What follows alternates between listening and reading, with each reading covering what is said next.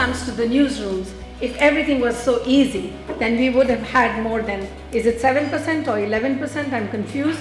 But I think it's not more than 11% of women in newsrooms, in media, in top positions. I think Uganda is very lucky to have so many women heading media organizations. And if that is true, then really Uganda has taken some steps forward, and there are some of us coming from larger countries, bigger democracies, far behind. Women in media have come a long way, especially in this country. 12 years ago, when I was beginning my career as a journalist, actually almost every known editor in this country, I think, was a man. Am I wrong or right? So you can talk about other radio stations where I know many strong women are actually championing the cause of the media in this country. And for me, that's no mean feat. Now, that said, we all accept the fact that gender mainstreaming is not about women being in leadership. I think. How do we take everybody along? Nobody's left behind. Everybody who deserves a chance, with a man, with a woman, with a Chinese, with an African, with a European, if you have capacity to reach wherever you want to go, you need a chance without anybody looking at you in terms of basically who you are. And for me, this is all about gender.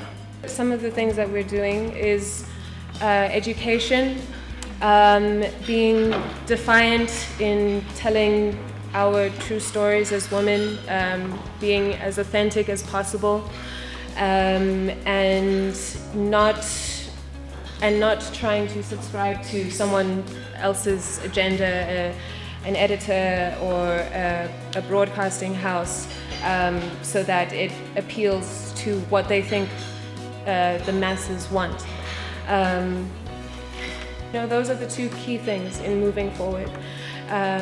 Education and being defiant in telling our stories, and creating partnerships. There are a lot of really great organizations in South Africa that work towards the empowerment of women in general, women in the media. All our struggles in representing women better are the same. From a background where women have this inferiority complex, they get to positions of authority without being mentored to be there. And when they're there, they don't take the initiative to build themselves into strong personalities. And they are surrounded by other men at the same level who are always telling them, you're a woman, you can't manage. And they are always being told that if anybody breaks into this level, this level where you are, if it's a woman, you're likely to lose your job. So that's why we're saying in our program of mentorship that let's start with the people we think are mentors. So to do self-orientation, internal orientation, so that if you're in a position of authority, you really command authority.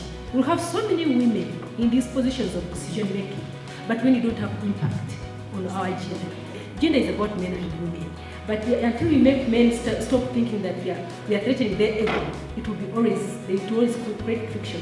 And also to make us ourselves have some pride that when we achieve positions of authority, it's because we are able, because we have achieved it, because we have the capacity.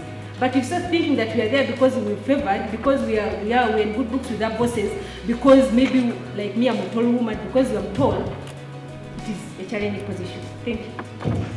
The issues about poor working conditions and the fact that women journalists actually do not stay too long in the profession, so they leave the profession after 2 or 3 years. And this would gradually, obviously, affect the impact that women can have in terms of adding their voice out there. Because the media is a channel, the media is a powerful tool for women to express themselves, for women to add a voice to the issues that are out there. So this is one issue that we identified.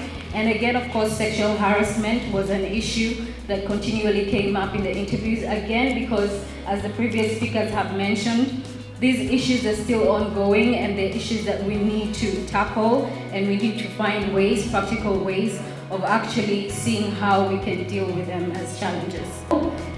Engaging with your own work, for example, as a woman who's either a producer or a news editor, trying to see that you put issues of gender forward in your work and in terms of how you portray the stories as they come out, and to always be a gender champion in your own work first, before you even get to the bigger level. I believe the researcher and the GMP committee that I'm working with, that the cross-cutting issues mean that we can learn from each other, and for example, today's conference is a good way to actually carry the issues forward.